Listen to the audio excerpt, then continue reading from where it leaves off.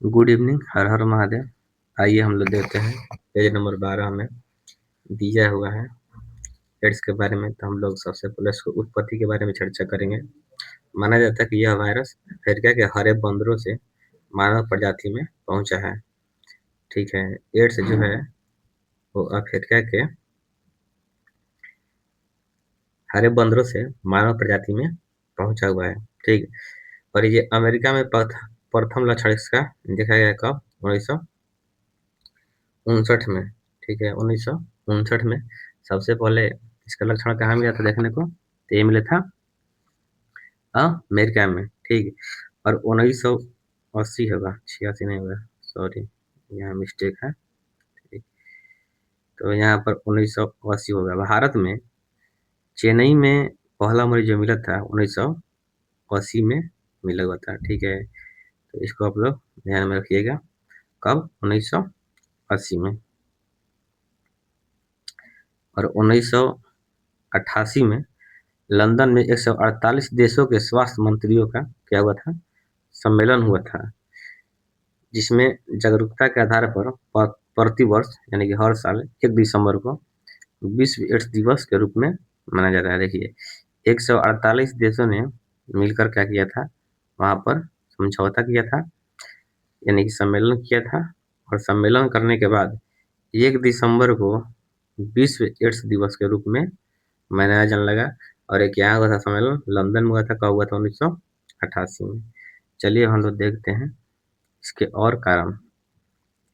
देखिए, समाज शास्त्र के अंतर्गत हम लोग देखेंगे, समाज शास्त्रीय दृष्टि से हम लोग देखेंगे कि संक्रमण के कारणों को मानवीय व्यवहार से जोड़कर कैसे देखा जाता है। संभोग के द्वारा, असुरक्षित यौन संबंधों के माध्यम से भी एड्स होता है। रक्त आदान यानी कि ब्लड ट्रांसफ्यूजन यानी कि संक्रमित रक्त या अंगों का प्रत्यारोपण से, यानी कि ब्लड को देने से भी होता है, और अंगों के प्रत्यारोपण यानी कि उसको भी देने से क्या होता है? एड्स का वायरस शरीर में फैल जाता है। यहाँ पर देखिए 3 नंबर में दिया है कि संक्रमित सुई से भी होता है, यानी कि नशीली दवाओं का सेवन करने वालों द्वारा एक ही सुई का बार बार उपयोग से भी क्या होता है? एड्स हो जाता है। और पेरीनेटल यानी कि संक्रमित माँ से उसके होने वाले बच्चों को भी क्या हो जाता है? एड्स हो जाता है। तो संक्रमित माँ से होने वाले बच्चे को भी हो जाता है, उसको हम लोग क्या कहते हैं? पेरीनेटल। ठीक है, चलिए और कुछ देखते हैं क्या दिया हुआ है आगे में। यहाँ पर देखिए कह रहा है कि 1980 के बाद, यानी कि भारत में 1980 में चेन्नई में आया हुआ था। उसके बाद समाजशास्त्रियों ने इस पर गहरा अध्ययन शुरू किया। सामाजिकरण इन्होंने देखा कि गरीबी, अशिक्षा और नशीली दवाओं का सेवन के द्वारा भी हो रहा है। सामाजिक प्रभाव क्या है? परिवार का विघटन हो रहा है, आर्थिक संकट हो रहा है, रोगी और सामाजिक बहिष्कार। देखिए, परिवार का विघटन कैसे होगा? मान लीजिए अगर परिवार में किसी का हो गया तो हम लोग उसको दूर करते हैं, अलग करते हैं। अगर परिवार में जो व्यक्ति कमाने वाला है, यानी कि जॉब करने वाला, अगर उसी को हो गया तो उससे भी हम लोग कट जाते हैं, यानी कि ये आर्थिक संकट हो गया। और रोगी का सामाजिक बहिष्कार, यानी कि समाज में भी उसको क्या किया जाता है? बहिष्कार किया जाता है, अलग कर दिया जाता है। ठीक है, इस तरीका से देख सकते हैं। वितरण यानी कि वितरण का अध्ययन भी किया गया, इसमें देखा गया लिंग के द्वारा वितरण का। देखिए अध्ययन में है कि लिंग यानी कि जेंडर यानी कि पुरुष स्त्री, ठीक है, आयु और सामाजिक वर्ग के आधार पर बीमारी के फैलाव का विश्लेषण भी किया गया। उसके बाद हम लोग देख लेते हैं नेक्स्ट में कि समस्या के रूप में कैसे, ये समाज की समस्या कैसे है। अगर हम लोग समाज शास्त्र के अंतर्गत देखते हैं तो समाज शास्त्री केवल इसे एक व्यक्तिगत बीमारी नहीं बल्कि सामाजिक समस्या मानते हैं, क्योंकि यह सामाजिक और सांस्कृतिक दशाव के कारण उत्पन्न होता है। ठीक है, यह केवल शरीर को ही नहीं बल्कि समाज के नैतिक और आर्थिक ढांचे को भी क्या करता है? प्रभावित करता है। कौन? एड्स। समाधान, दवाओं के साथ साथ व्यवहार परिवर्तन और शैक्षणिक कार्यक्रमों का भी आवश्यकता है। दवाओं के साथ साथ क्या है? उसके साथ अच्छा व्यवहार हो और शैक्षणिक कार्यक्रम भी उसके साथ उपलब्ध कराया जाए, यानी कि जागरूक कराया जाए। ठीक है, देखिए यहाँ एड्स के प्रमुख लक्षण बताने का कारण क्या है? कि अभी बिहार में एड्स बहुत फैल रहा है। अभी भोजपुर में आया हुआ है कुछ रिपोर्ट, नेक्स्ट में देखेंगे। फ्लू जैसे लक्षण है कि बुखार, सिर दर्द होगा, थकान होगा, मांसपेशियाँ और जोड़ों में क्या होगा, दर्द रहेगा। सूजी हुई ग्रंथि यानी कि गर्दन, बगल में या जांघ में ग्रंथियों का क्या होगा, सूजन होगा, महसूस होगा। तो ये क्या है, एड्स के प्रमुख लक्षण है। त्वचा पर चकत्ते यानी कि त्वचा पर लाल और खुजली, दर्दाने या चकत्ते हो जाना, ये भी क्या है, उसके लक्षण है। मुंह में संक्रमण, जीभ या मुंह के अंदर सफेद धब्बे या छाले ज्यादा पड़ जाते हैं, उसके अंतर्गत होता है। उसके बाद बता रहे कि अचानक वजन कम होना, लंबे समय तक लक्षण रहने पर शरीर का वजन तेजी से क्या होता है, गिर जाता है, अचानक से गिर जाता है, ये भी एक लक्षण है। रात में पसीना और दस्त यानी कि उल्टी, रात में पसीना आना और लंबे समय तक दस्त यानी कि उल्टी होना, ठीक है। शरीर का जो भोजन बाहर निकल जाता है उसे ही हम लोग दस्त कहते हैं, उल्टी भी कहते हैं हम लोग। चलिए इसके देखते हैं। एड्स से ग्रस्त व्यक्ति को समाज से अलग थलग करने के बजाय उसे सामाजिक समर्थन देना चाहिए। सांस्कृतिक वर्जनाओं को तोड़कर सही शिक्षा का प्रसार सबसे बड़ा क्या है, बचाव है। और समाजशास्त्रियों का लक्ष्य बीमारी को मूल सामाजिक कारणों को ढूंढना है और उन्हें दूर करना। ये क्या होता है, एड्स के सामाजिक निष्कर्ष और क्या निकलता है, परिणाम निकलता है। देखिए समाज शास्त्र के बारे में doctor Arun Sharma doctor Arun Sharma HIV और एड्स शिक्षा नामक एक बुक लिखते हैं और उसमें ये शिक्षा देने का कार्य करते हैं, यानी कि बतलाते हैं कि एड्स क्या है और उसके बारे में हम लोग शिक्षा प्राप्त करते हैं, यानी कि उसके बारे में हम लोगों को जानकारी मिलती है, जागरूकता मिलती है कि हम समाज में कैसे बदलाव ला सकते हैं, कि ये सामाजिक भी समस्या है HIV और एड्स शिक्षा, ठीक है। ये कौन लिखते हैं, तो ये लिखते हैं डॉक्टर अरुण शर्मा। देखिए इनका ये बुक है जो इस तरीका से दिया हुआ है, ठीक है, तो हम लोग इसको देख सकते हैं।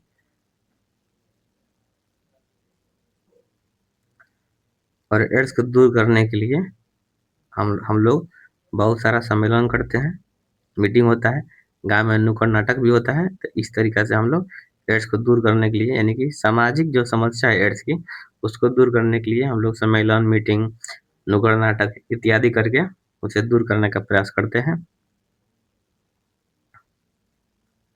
देखिए अभी जो होली बीता है उसमें एक जांच आया है जिसमें खुलासा हुआ है कि 25 लोग HIV पॉजिटिव मिले हैं। और ये न्यूज कहाँ के है, ये न्यूज है भोजपुर, यानी कि बिहार के भोजपुर जिला के, ठीक है।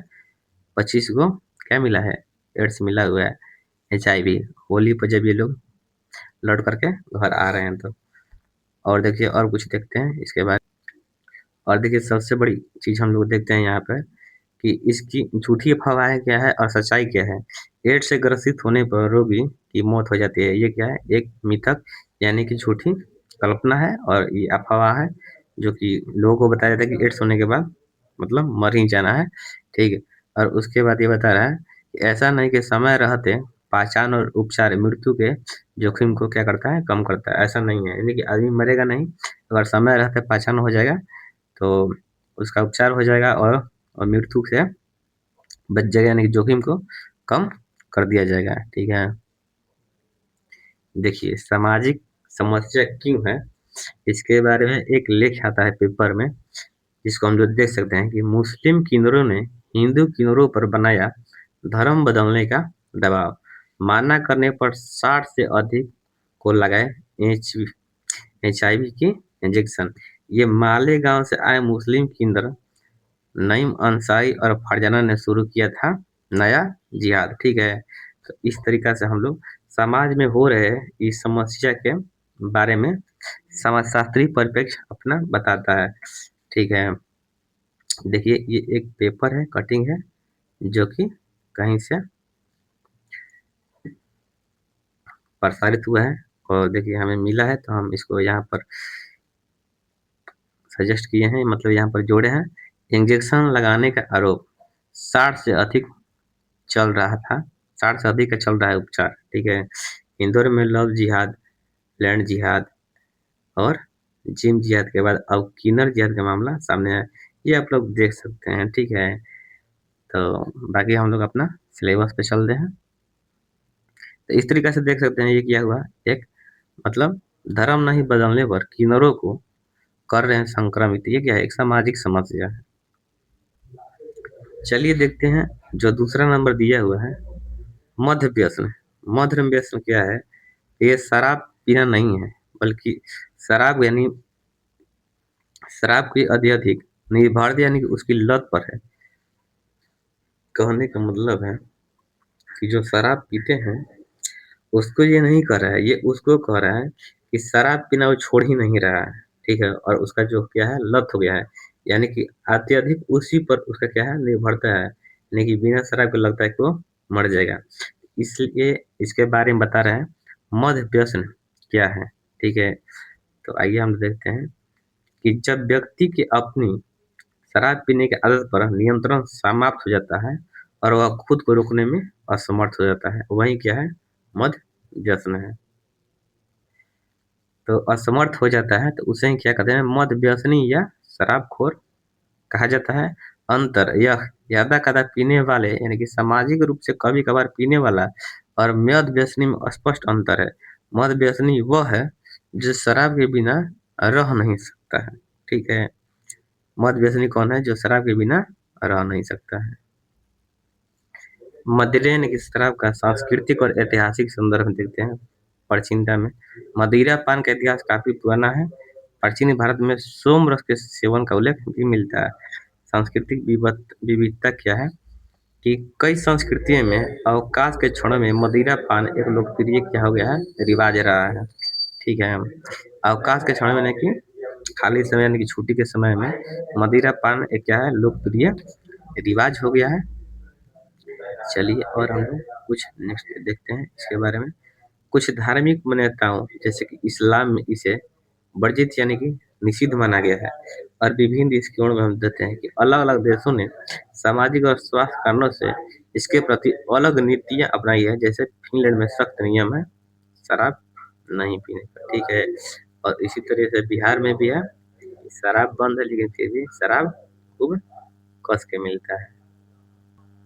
चलिए हम भारत के वैश्विक नीति के अंतर्गत देखते हैं। भारत के संदर्भ, भारत में समय समय पर शराबबंदी को लेकर कानून बनते रहे हैं। उदाहरण के लिए गुजरात का उल्लेख आप लोग देख सकते हैं। अंतर्राष्ट्रीय चर्चा, ब्रिटेन जैसे देशों ने शराबखोरों के लिए मदिरालय यानी कि पब्स के खुलने के समय को लेकर, देखिए यहाँ देखिए ब्रिटेन जैसे देशों में शराबखोरों के लिए मदिरालय यानी कि पब्स के खुलने के समय को लेकर अक्सर तीखी बहस और कानून बनते रहते हैं, समझे। यानी कि समय पर खुलता है या कब बंद होता है इसके लेकर के तीखी बहस और कानून क्या होते हैं, बनते रहते हैं। कहाँ पर, ब्रिटेन में।